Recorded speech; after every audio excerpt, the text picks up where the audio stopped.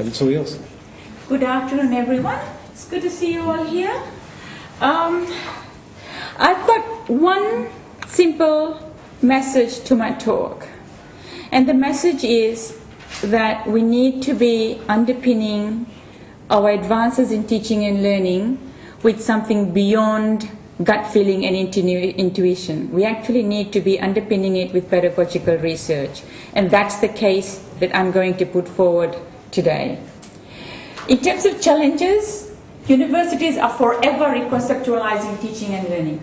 Does anyone here remember a time in your career where your university or faculty or department hasn't been undergoing some sort of reinvigoration or reconceptualizing or curriculum restructure or whatever? It's an ongoing process. It happens all the time. It saps all of our energy. Right. And when those reinvigorations and restructuring actually occurs, what normally happens is we have our current practice, what we're doing right now. We actually take the current practice, add a bit more, plus, and it happens through a process by which heroes, who are actually champions of some form, or people who have interest in pedagogy, or their seepage, or their forced changes. Somebody is actually given the remit of changing first year physics labs or chemistry labs or whatever, and changes occur. So we end up with current practice slightly change in direction, and that's what happens most of the time. That's what I would say occurs. That can be challenged, but that's what I'm going to start off with. What my premise is that we need to underpin the work by pedagogical researchers, pedagogical research, evidence, measurement, in the same way as we underpin our scientific research, our research in our other areas. There has to be something more than gut feeling, intuition, hearsay, heroes who actually don't know about the theories in education and such. If we do take this paradigm that we actually have the reinvigoration, reconceptualizing underpinned by solid pedagogical research, and it doesn't need a huge amount of investment. I'm going to show you a few examples. We actually can come up with effective practice, student learning outcomes improves, efficient practice, right, in the sense that there is time invested in particular ways which makes a difference. So the premise is pedagogy is important. It has always been important, and pedagogy needs to be appropriately addressed. This is the balance. We normally focus on content. Do we keep Newton's laws in? If we keep it in, how many weeks do we spend on it, right? So this is my argument. In the current context, we have a threat. We've got MOOCs coming in. You get media reports out there. This is my granddaughter. She's about 2 years old. I didn't have time to update the pictures. This was in The Guardian. God, yes, some of the lecturers are so crap anyway. We had a tutorial group the other day, and he just sat there and read the paper and told us to get on with it, right? And yet, in the same article, went on to say that there are so many intangible benefits to going to universities. Why go to a university? We need to actually look at the intangible benefits. We need to provide evidence and measurements of what is that intangible thing, the intangible benefits. How do we justify our claim that the education we provide does genuinely add value? Right? What I'm going to do is provide you with 3 examples. Right? I'm going to talk you through Derek Muller's work on misconceptions. Helen Giorgio active lectures, so Helen is here and she's going to be talking about her work. A bit about my fellowship. Alex Young, who's been working on ACL and the labs. Right? Each one of them has a twist. Now I've actually organized this in chapters. So if we find, and I think it's important for us to get through these 2, right? If we find that we have discussion and we stop, we can just stop wherever we are at the end of these chapters and I can go to the conclusion. We don't have to run through all of them. Okay? So we'll try and get through chapters 1 and 2 and then we can go to the end if need be. Otherwise, we'll just follow through the sequence. Everyone okay with that? So feel free to intervene and we can have a chat as well. Now, Derek actually did his PhD with me, and his work was on multimedia, on videos. He wasn't into super duper games or simulated sort of online things and so on. Just simple, short, online educational videos. Video clips, 5 minutes, 3 minutes, 2 minutes. Nothing sophisticated. Things you can shoot with your mobile phones or very simple cameras. Are they effective is what he investigated. And here's an example of a simple experiment he did. He did a whole series of this for his thesis, but I'm going to provide you a glimpse of one tiny snapshot of his PhD work. So the first video was an exposition video. In this exposition video, there was a clip explaining the physics. A person stood and did a transmission, clear, scripted description of the phenomena. Right? The other clip was a dialogue. In the dialogue, a student walks in, asks a question. There's a tutor, asks more questions, Socrative dialogue. There's a discussion going on. There are correct answers, incorrect answers. The tutor actually floats more ideas as well. There's discussion going on. By definition then, this is actually longer. This is shorter. Right? This one up here, they were all highly scripted and validated beforehand. The correct answers were given in here, but the wrong answers were in there as well. Right? So they were different in nature. He gave the video, but before the video he gave a pre-test, the video and a post-test. Right? Basic psychological type experiment. With the exposition, the students came in with that as the pre-test and that on the post-test. With the dialogue, that was the pre-test. When you look at the error bars, these overlap, so there's no statistically significant difference between the pre-test for the two, right? But there was a big gain on the post-test scores for the dialogue. Right? A bit more time on the dialogue one, a bit less time on the exposition, because by definition the dialogue had discussion.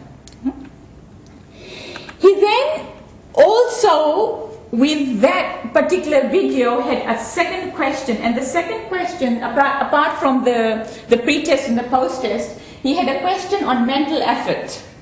Mental effort is something, is a construct where it measures how much mental effort the students actually put in, right? It is a psychometric measure. They've got scores, right? They've got to actually go in and say, I exerted extremely low mental effort all the way to high mental effort. This measure has been tried and validated with all sorts of physiological measures as well. The bottom line is that the exposition group, simple transmission, did not exert as much mental effort as the dialogue, statistically significant difference. The error bars don't overlap. Okay? He then triangulated that further because he had interviews. And here's what the students actually said. For the exposition, where you're being told the content, simple linear video, it wasn't that hard to pay attention to. Yet these students did not exert as much mental effort. I already knew the material. Physics, spiral curriculum, they do forces in high school, year 9, year 7, year 11, 12, come back to university, they do forces again. Keep doing the same thing, but to greater depth, right? So in this particular context, because they had heard it before, it was simple, transmission, linear, seemed to make sense. They forgot that there could be more depth to it, and they didn't spend as much effort on it. Dialogue, the guy was just as confused as I was.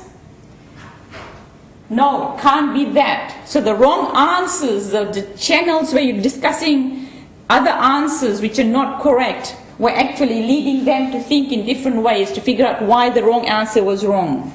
Right? So that was the dialogue video. Okay. So that's the first chapter. This is Derek. He is now a very popular personality out there. He was on Catalyst for a whole series. He now has a video channel. He runs Veritasium.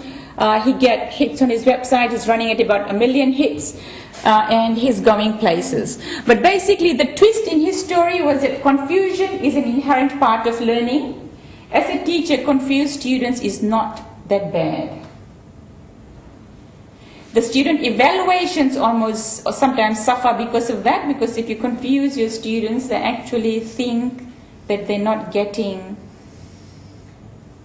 the content, right? Because they get kind of messed up. So there are consequences for that as well. But for the learning outcomes, for them actually learning the content, understanding issues to do with the disciplinary content, a bit of confusion actually makes sense, helps them learn. Right? Questions on that? Yes. How did you test? How did Derek test them? What was the nature of the pre and post test? The pre and post test. Now in physics and chemistry we have these validated conceptual surveys. So these conceptual surveys are kept in databanks. They are behind secure password things. So as an instructor you can go in and say, I want this survey, and you get the survey and the answers. They've been tested and validated with the hundreds of students. And the development of each of those surveys takes 3 or 5 or 10 years and tested with hundreds of students. Are they multiple choice questions, or are they essay type things? They tend to be multiple. They are multiple choice questions. They're around certain misconceptions that have been identified in qualitative type studies. So an example would be, here's a table, if I'm pushing on the table, am I exerting a force or not? And so the misconception is generally, if I'm exerting a force, it has to move. If it's not moving, I'm not pushing, right? So those multiple choice questions, and quite often you'll have 2 or 3 questions, and in going through those 3 questions, you can then figure out whether they have a misconception or not. So the coding is not one answer, one correct. It's a sophisticated matrix for the coding as well of those answers. So the conceptual concepts are questions.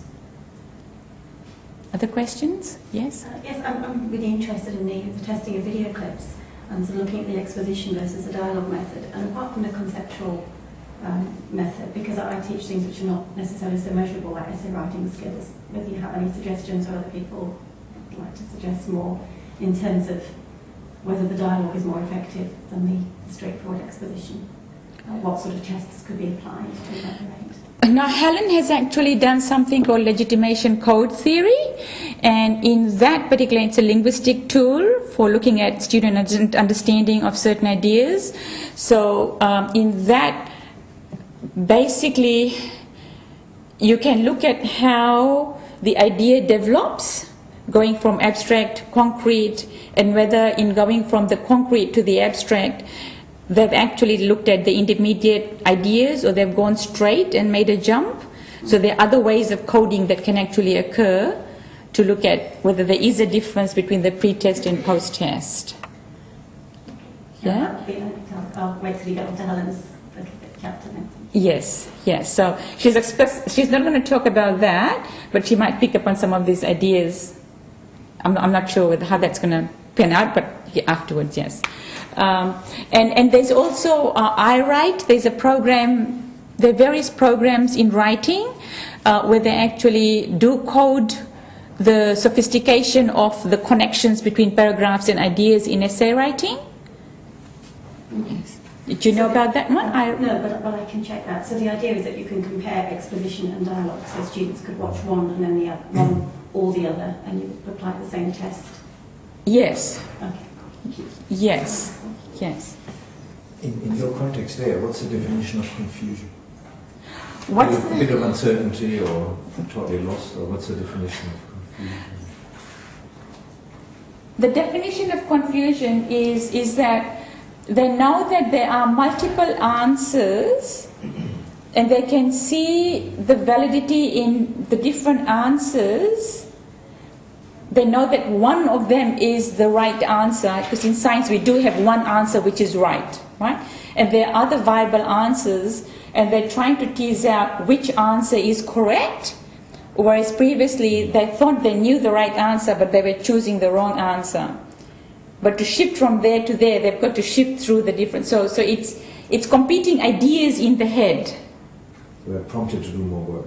Yes, exactly. That's why the mental effort. With a dialogue approach, did they have a student who just came in and then allowed them to be videotaped, or was there actual script? There was a script. What we actually did with this was a script had been developed. So Derek Painting looked at the literature on misconceptions in that particular area, right? So there were the 50 or 100 papers in that area on the misconceptions. He shifted through them, and then when you look at that literature, for each one of those misconceptions, they've actually got student interviews. So from that, you can take ideas of how this misconception was actually, so then he scripted it. The student comes in and he poses a question, and then sometimes he had prompts. So if he has a ball, throws a ball up and asks for things and so on. So there's a demo type thing as well. And that script that he had done, we passed around our research group. So then we had a research group meeting to say, is that fine, is that not, and how could the wording could actually be made more authentic, so that the students connect with, I am that student going there voicing this idea. You need that for actors.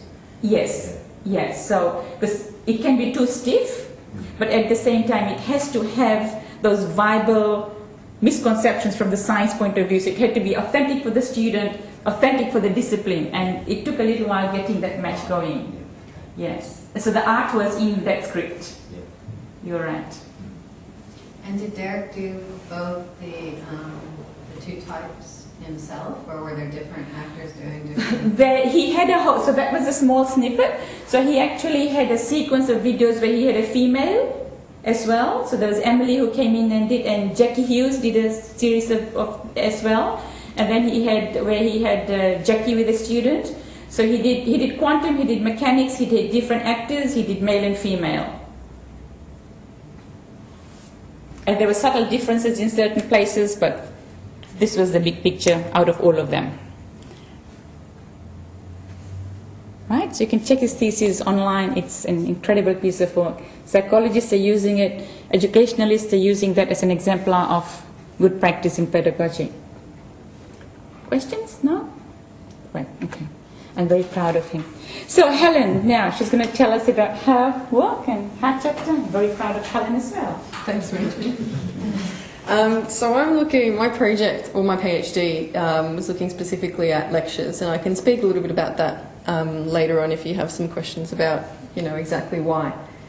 And the context in terms of the literature on lectures in physics or in science was that students were coming out of courses with very little improvements in their conceptual understanding. So there wasn't, I guess you can sort of say there was the general despair that you would have when if anyone's ever marked a end of year paper. But then there was also the situation where there was research done into students that were doing very well on these sorts of problems that we give in physics, but the underlying conceptual understanding was still actually very minimal. And also within the literature there were these techniques, and they're called interactive engagement techniques, that were developed and used and shown to be successful in terms of encouraging this kind of conceptual understanding. And this sort of mirrors some of the things that we're doing with the fellowship, which, if it's okay, I'll briefly introduce, in terms of asking the questions, how can we get lecturers to perhaps introduce some of these or other proven successful techniques? Should we? Are they proven and successful? But then also, does it matter how those techniques are actually implemented? And the answer to that was yes, just to not leave you hanging on that one. So the particular study that I did as part of my PhD included looking at first year physics course. And there were 4 classes in this first year physics course. And what we did was we introduced one of these interactive engagement techniques in 2 of them. So it's these 2 here. So the technique was called the ILD. And again, I can speak about that a little bit later. And then we had the 2 other classes that actually just went ahead as they they usually would. So what we found when we performed this this experiment, we had a pre-test, then we had the program, then we had a post-test, was that there were improvements, so significant conceptual understanding improvements in just the one stream, okay, just the one class. These classes were taught by a pedagogical researcher, one other member of staff that took one class that introduced the interactive engagement technique, the ILD, and another class where he or she just ran the class as normal, and then a third lecturer which again ran the class as normal. So what did these results look like? So in terms of the pre and post tests, what we do is we plot the pre-test scores, and just leave these ones out of it for the moment, but we plot the pre-test scores that the students were achieving against the gains, so how much they actually improved on these conceptual tests, and that's what we're sort of interested in. And this one here, so the first stream that we saw was the one that was significantly different, and that was statistically significantly different from the other three streams. We also can look at sort of some other data to, I guess, confirm or substantiate this idea that there was some improvement in this stream. So we saw that there was a conceptual improvement in terms of the pre and post test scores, but these were the surveys that were given out that were regarding attitudes just towards the ILD program, so the interactive engagement technique program. And we were surprised to see a really big difference in the way that students perceived the two different programs. So remember, there was an improvement in the ILD program, but it was only the one program, and it was only the program that was taken by the pedagogical researcher or expert. And so these ones are quite straightforward because these say I had more opportunities to discuss with my peers and my lecturer. But then over here, the questions were specifically about understanding. So I understood this concept better. I understood, several of these different topic areas better. And then these last two were in regards to clarifying misconceptions. So engaging in this technique actually led me to become more aware of, the erroneous ideas that I had about certain things. And then this last one, the conclusion, just made me understand it better. And there's a really big difference in terms of that first stream and that second stream in terms of, students' attitudes about that program. There were also some interviews that were done that sort of allowed the teasing out of some of these ideas. So this is one of the quotations that specifically discussed the technique itself. The technique is a specialised form of demonstration that's actually quite, I don't want to say intrusive because that's negative, but it changes the lecture quite significantly. So it's a big change to the lecture. And so over here the student is commenting that they noticed that they were different, the regular demonstration and this new type of demonstration. And they said, that they preferred this one, or it was probably more useful that they engaged in this technique which required them to actually make predictions before they saw the demonstration. So what we did to try and understand what was going on, because it's all well and good to say this lecturer was successful and this other lecturer was not, but what can we do about it? How do we make it transparent what is going on and what's not going on? And so this was part of an analysis that I did that looked at the activity in the lecture. So what was going on in the lecture in the course of the entire program. And so this was the first stream, the successful stream. The other stream was the technique, and then the sort of regular streams or classes. And the coding just refers to what was happening in the lecture. So this blue one was just what I'm doing now. So transmitting. It's transmission style. It's an unfortunate name, but it gives, gives the right impression, I think. And the expectation there is that the students are actually just listening. So there's no expectation that they are, sort of interacting or engaging in any kind of way. So they may ask questions, but they really don't in this kind of lecturing. So interactivity is what we're after. So this is something that the interactive lecture demonstrations encourage. That the name might give it away. And this implies that the students, there's an expectation on the students that they are to be engaging in the current lecture activity. They need to be doing something, and they're aware of that expectation, and that's what they're doing, that's what they're engaging in. And then all these other ones are not that important. So what you can see is that there was, even though these two classes had the same program, this class was engaging in more sort of interactive teaching. There was more interactivity in that stream. So the one sort of result here was that there was more time in class for students to engage with the activity for that successful stream. But there's a little bit more information when we sort of break this down into different classes, or different lectures, sorry. So I've got 3 typical lectures here. And these lectures are lectures where the lecture was taken over by the program, so the interactive lecture demonstration program. And this one here was one that didn't engage with the program. So the program didn't take over every lecture. It was just a few lectures or a number of lectures throughout the course. So we saw that the difference was not only in the lectures where we had the ILD program, so you can see a much larger interactivity there compared to there, but also in the lectures where we didn't have the program. So there was much more interactivity there than in that second class.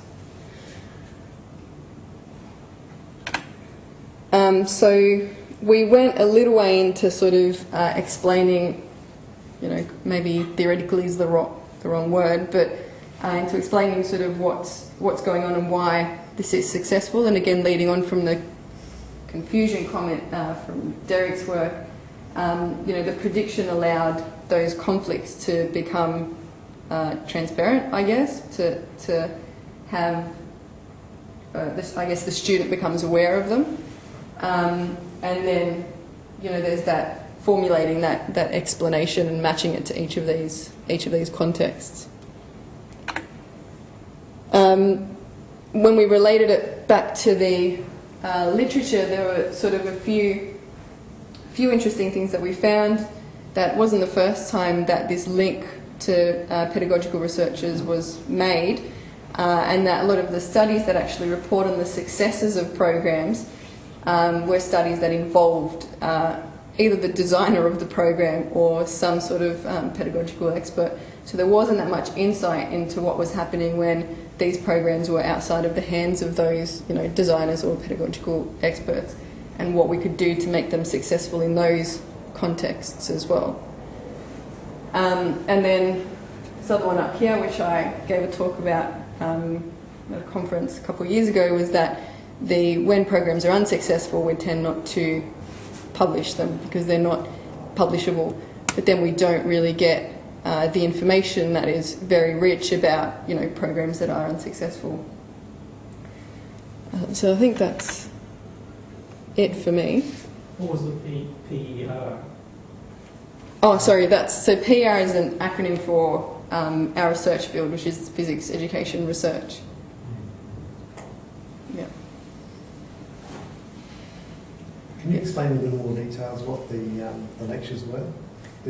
So the program or the lectures? Or the predictive component. Yeah.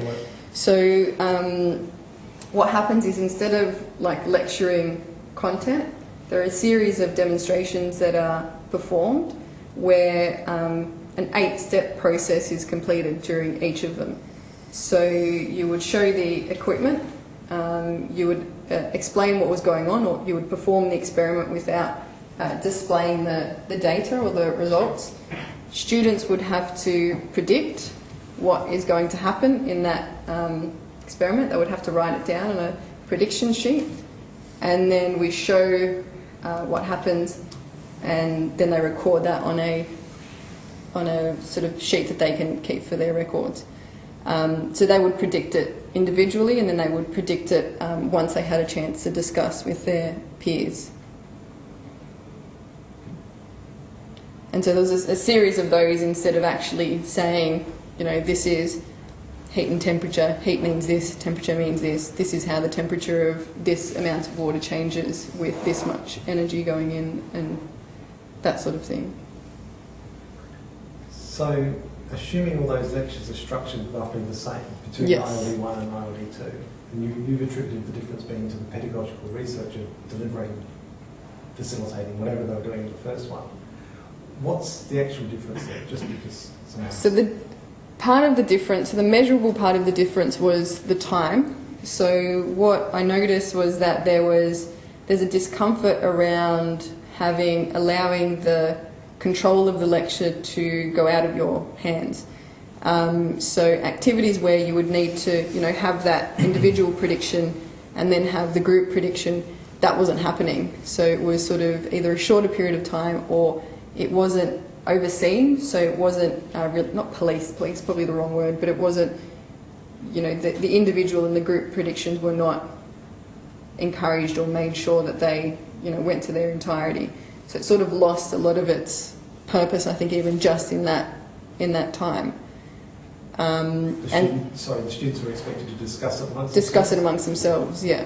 So they were, you know, often sort of cut off or not given enough time or not encouraged to actually speak to each other. And then I think there's the risk of afterwards just doing what you would usually do, which is just explain what would happen without any sort of, you know, input from the students. Whereas the way that the activities are intended to go is to garner all of the different ideas and then discuss the differences in those ideas and then sort of take it from there. So probably one is more easily measured than the other. Yeah, so it's a lot like using clickers. Yes. Just on that, the two lectures you taught them to do this style. One did it perfectly and one did not do it perfectly? It wasn't perfectly, and that wasn't actually obvious initially. It was just when we looked at the fact that there was a difference in one and there wasn't a difference in the other, then these were the things that sort of came out in terms of the activities that were actually going on in the lectures and how the program was being delivered. The lecturer did have the year before to become accustomed to the program as well, so it wasn't the first time. The second one? Yes, both of them. Yeah.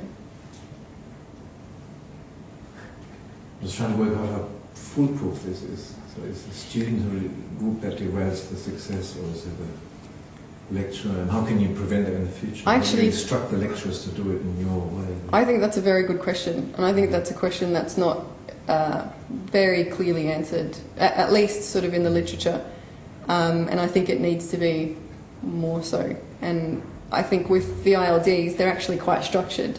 So given that there was such diversity in the way that program was implemented, when you're going to something like clickers, for example, I think there's even more, or flipped lectures, I think there's even more room for interpretation of that technique and, you know, like perhaps sort of undermining of that technique as well. Can I ask you, just following up on that one, about the cohorts in each of those 4 different streams? I mean, are they normalised cohorts? Yes, so they're all identical, so we split them up into groups that were identical in terms of UAI, pre-test scores and degree spread. Because in the... As far as identical? Yeah, as we can, I mean, yeah, as identical as they can be, yeah. Yeah. It's a pretty homogenous group anyway, because you know, our regular cohort at the University of Sydney, they're within 5 UAI marks of each other. Yeah. So, Helen, the pedagogical education researcher is the person who designed the curriculum? No. Okay, so this was independently designed and published by 2 scholars in the US. And it's quite widespread. So it's been used in a number of different countries, and so we just implemented it in our course. And one of the reasons why we did it was we had an Endeavour research fellow from Thailand who came in, and this was the research she was doing in Thailand, and those were the two red dots. So she came in, she trained everyone up the first year, and then the second year is when these measurements actually happened. So the pedagogical researcher had been using some more interactivity through their career. So it's about the art of how you do these things as well, that develops over time with investment. And so the message is there has to be the investment in training of people and building capacity with interactivity in lectures. Even then, you wonder whether training will actually make a difference in the end. Whether some people just have an intuitive feel for a situation and can read it better and allow it to flow naturally to its educational conclusion, and other people will just do what they've been instructed to do. I think there are two sides to that. I think if you have a distribution of people that's our colleagues, and there'll be some people who can never change, but investing in the training means that we can shift more people along this way. So the training can't hurt, but not having the training can hurt. So I think there'll be a few people who will never change, but if we can just shift the cohort across to picking up the art of the pedagogical things to do with interactivity, it's really going to help. No. Yeah. So how did these sorts of lectures show up, or how were they reflected at the end of each course? Was it reflected in higher average marks or peaks, or in student satisfaction? So these, we used the pre and post test scores, which is where we saw the difference. Is that what you mean? No, well, overall, so that's for the lectures, right? Yes, yeah. But at the end of the course, what difference did it make? I mean, if at the end of the course it makes no difference, there's no point going all this effort. No difference to Final exams. Graduate outcomes. to Retention rates, graduate outcomes. If retention rates go up, if failure rates go down, if student satisfaction is measurably increased, all those things are positives at that Yeah. point. Did you want to? The student satisfaction improves. The exam marks didn't really improve. There was no difference between the exam marks. But when we looked at the exam marks for this particular year, then the exam questions were the hardest for thermal than for any other subject. I think exams are perhaps an imperfect measure, of, ironically, of student understanding. But the satisfaction definitely, Okay. satisfaction definitely went up. Retention is something that's almost impossible for us to measure with a 600 lecture class because most of them are engineers and medical science students and so on. To make a difference in exam, you probably have to deliver a large amount of content in that new start, not just a few test lectures. Yes. So how much of the semester was in this mode? Well, it was 40% of the course was. No, 40% of thermal physics, not all the others. 40% of that component. Of that, yeah, that module. 40% of 10 lectures. It may not translate into outcomes. Yes. In your pre and post tests, what was the difference for the significantly different group? So in terms of the gain measurement, there is average post minus average pre over 100 minus pre. So the actual gain over the possible gain, and so that was at around 0.4 for the whole group, though. And 40% more. So I guess they improved by 40%. 40%. Yeah. Whereas the others improved by 30%. Around, so these were 20, 27, 28, that one was 30, and that one was Yes, that's 39. absolute 11 more. And so the average that was being reported in the studies, in the US studies, were like closer to 10, like 5 to 10%.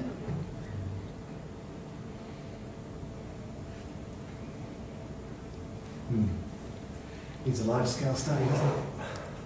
Yeah. Well, we did a large-scale study within a whole course where every single lecture changed. The only thing that changed was putting in 3 questions embedded in the lecture and having that little interaction through each question. Yeah, and that made a difference? Oh, yes. exam grades went up, satisfaction went up, withdrawal decreased hugely across the board. So I think this is an indication that you do it across the board and Yeah. come out pretty clearly by doing something as small as 3 questions had that impact at the end of the semester. So I think a big, more dramatic thing across the board. But maybe you don't need the whole course to be delivered that way, but having it, some of it throughout the whole semester. Yeah. The other thing is, which is hard to measure, when they learn extra in this style, it probably stays up here for the rest of their lives and not only a few months.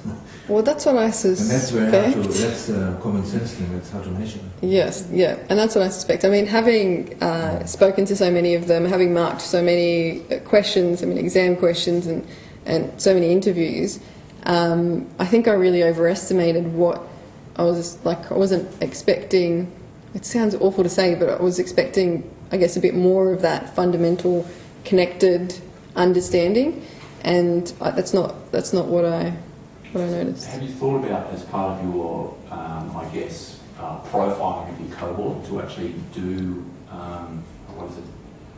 Can't remember the code. Biggs is surface deep learner We've survey. done that. Yeah. Does that actually show out in this? So are your cohorts, again, are they normalised for surface to deep? Does surface to deep change post? Yeah, so when I tried to do that, so that, I'm glad you asked that, because that... It's B2R, I think, is the one. Yeah, but that was the second part of my thesis. So the second part was looking at what were students understanding and why wasn't it getting there? Like what? So we started out with looking at the solo taxonomy and all of that, and that kind of led on to the legitimation code theory, which I've been working on with Carl. And it's a bit complicated to go into here, but what I found was that when we looked at the questions, students were sort of overlaying an impression of what they thought a good physics response should be without the understanding of the connectedness of physics. And that was the big sort of result that came out of that. Anyone who does physics has to be different. Yeah.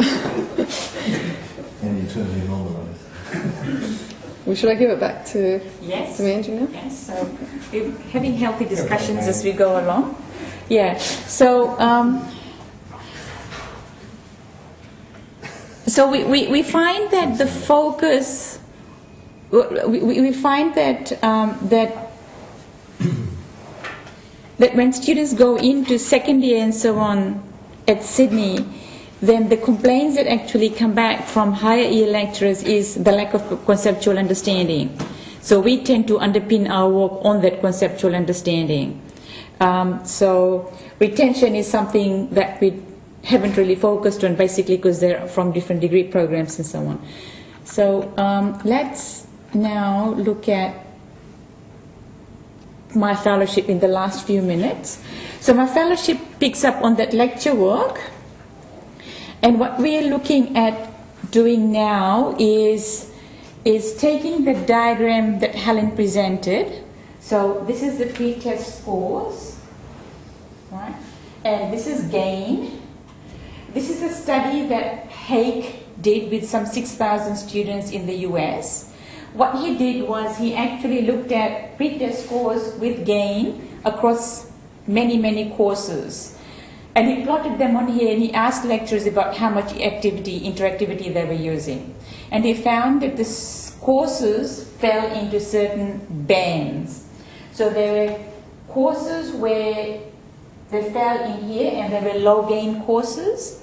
So with our cohorts with mechanics, so Helen was talking about thermal, when we do mechanics, we find that without the interactive lecture demonstrations, that's the gain in conceptual understanding. Right. When we do the interactive lecture demonstrations for the mechanics course, it's changing 6 lectures out of some 20 lectures, right? So cleaning, removing, emptying, freeing up the space for 6 lectures, replacing them by this pedagogy. Then the gains come up here, right? And with mechanics, there is more flow on into qualitative questions on the exams and so on. The thermal actually sits up here, where that's the pedagogical research, and this is the other ones, right? So for my fellowship, what we're doing is across some 13 universities now across the country. We are running pre-tests and post-tests with chemistry and physics classes. So we're planning to populate within this year this graph with more dots. Once we've populated it with dots, we're actually going to do case studies with some of them and look at what strategies they have used and where it places those courses on this particular map. That's the grand plan for our fellowship. So we've actually got people coming on board, and we're hoping to put the POGL inquiry chemistry courses in there as well, and talk to Andrew tomorrow. Now the next chapter is learning in the labs, and we'll skip that, but that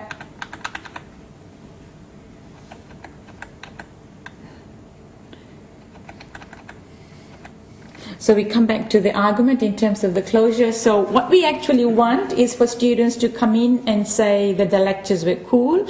And the other thing is that I could not have done it myself. I think something that makes science, engineering, and some of these areas which have counterintuitive conceptions interesting is that you can't learn them without that expert guidance. And that expert guidance helps change the mindset, which actually has ongoing implications and cannot be measured immediately. So conceptual change type thing actually occurs over time. And so in terms of why go to a university, beyond exam marks and so on, this is measuring conceptual understanding, very understanding of the discipline area. So evidence-based decisions, one of the other things that I'm quite passionate about is overgeneralizations. We actually go in and say, this works here, therefore it's got to work everywhere.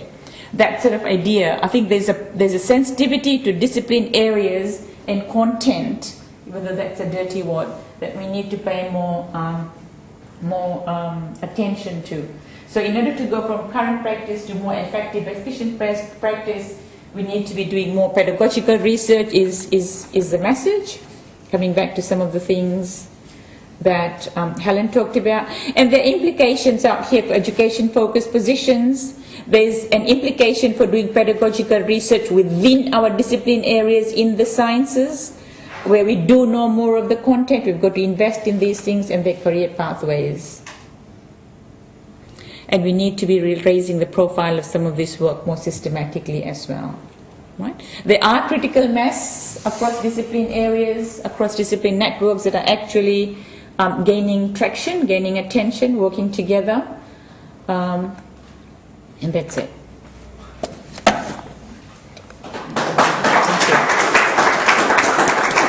Finished in time, and we had discussions in between. Plenty of time for some more questions if there's any.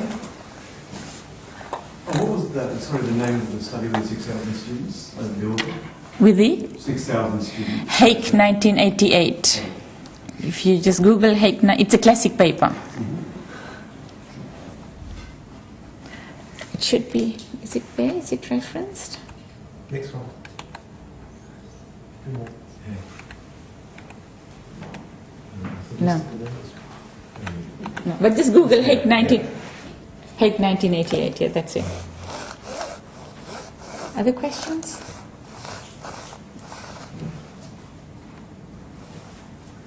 All right, well, can we please Thank you. thank our presenters again one more time?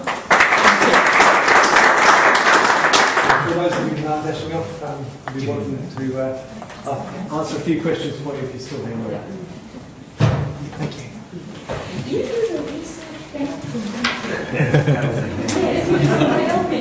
You want to log in as me and then you can see what I can see?